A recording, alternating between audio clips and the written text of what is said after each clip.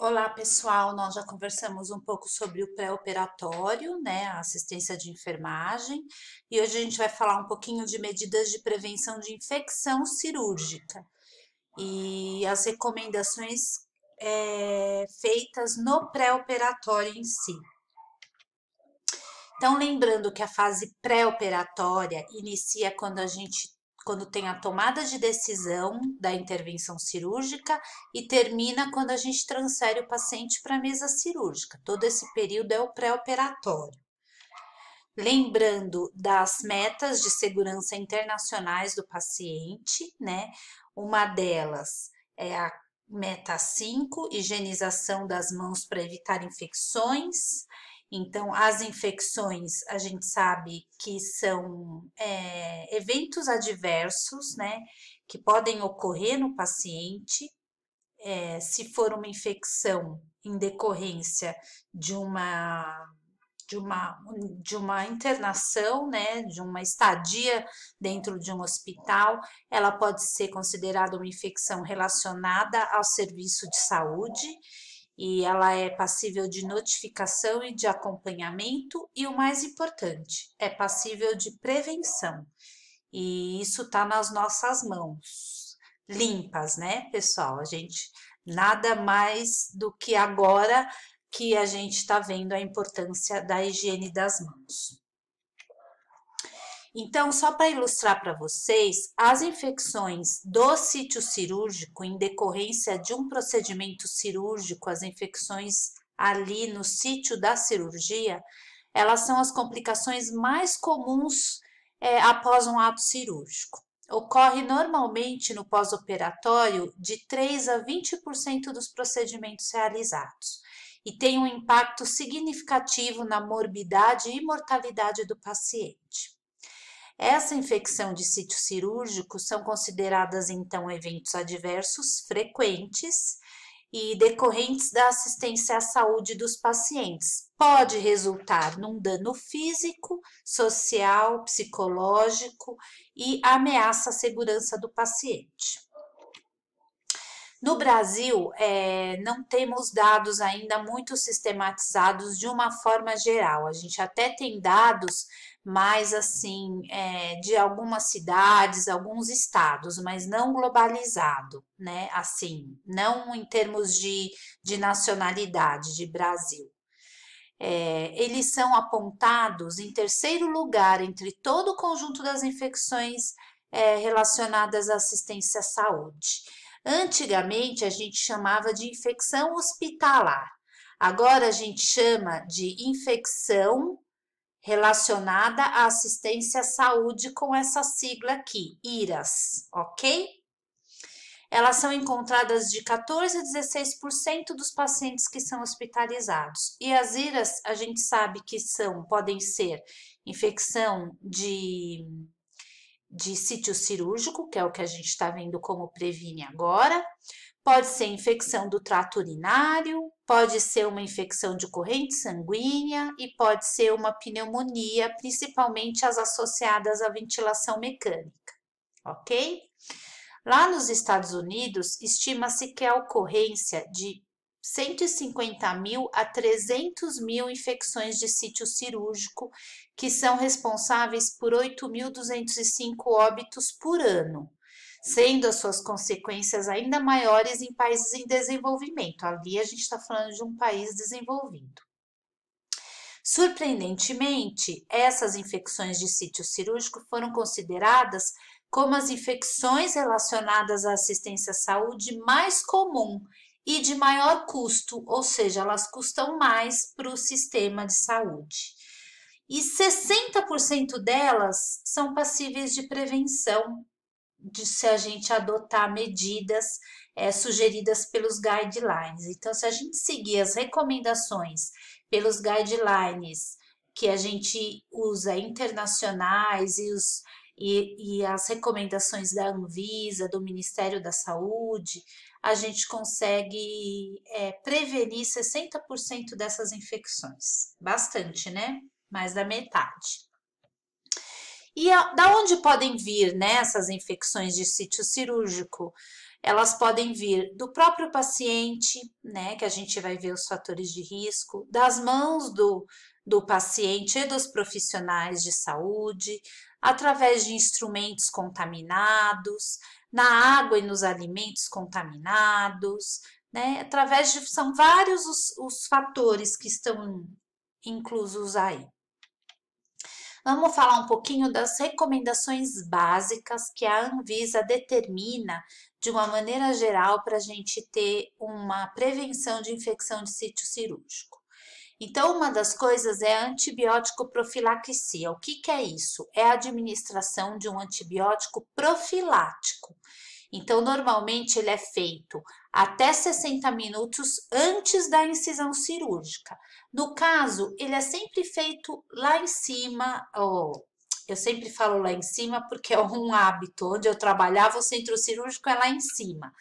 Então, assim, ele é sempre feito até 60 minutos antes da incisão cirúrgica. E normalmente é feito dentro do centro cirúrgico, quando o anestesista está fazendo já a indução anestésica, ele já aplica essa dose de antibiótico profilático. Esse antibiótico, ele tem uma indicação apropriada, então, de acordo com as bactérias mais causadoras de infecção naquele hospital e de acordo com as cirurgias que são realizadas naquele hospital, cada hospital vai escolher um antibiótico para usar como profilaxia nas cirurgias, né? Então, normalmente, isso é feito no hospital, não é cada um faz o que quiser, ok? Existe um protocolo. Então, existem dentro das instituições hospitalares uma comissão que chama Comissão de Infecção Hospitalar, que a sigla é CCIH. Então, todo mundo já ouviu falar, a CCIH isso, a CCIH aquilo. O que é a CCIH? A CCIH é uma comissão de controle de infecção hospitalar que hoje se chama, mudou a nomenclatura, então a gente não usa mais o termo infecção hospitalar, e sim infecção relacionada à assistência à saúde. Por quê? Porque não é só dentro do hospital que a gente adquire uma infecção relacionada à assistência à saúde. Hoje a gente tem home cares, a gente tem clínicas, a gente tem ambulatórios, a gente tem lugares que fazem pequenos procedimentos cirúrgicos. Então, essa infecção pode ser adquirida em qualquer assistência à saúde, não só dentro de um hospital. Então, não se usa mais o termo infecção hospitalar, e sim infecção relacionada à assistência à saúde. Então, essas comissões são compostas por médicos, enfermeiros, um representante de cada setor envolvido e que é importante, então um representante da enfermagem, um representante do laboratório, da UTI, do centro cirúrgico, um representante do administrador do hospital, da diretoria clínica, ou seja, é uma comissão grande que determina os protocolos a serem seguidos por toda a instituição. Então, um destes protocolos é a antibiótico profilaxia. Então, dependendo do hospital onde vocês forem trabalhar, vai ter um antibiótico escolhido de acordo com o que é mais comum que esteja acontecendo naquela instituição.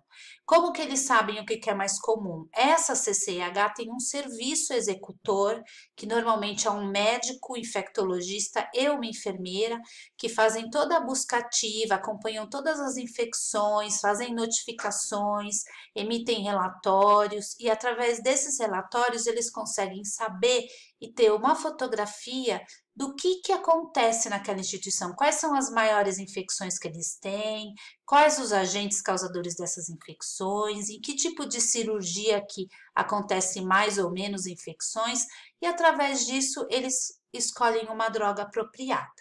Então, é essa droga que é usada lá, normalmente no centro cirúrgico, no ato da indução anestésica, que é até 60 minutos antes do cirurgião fazer a incisão cirúrgica, ok?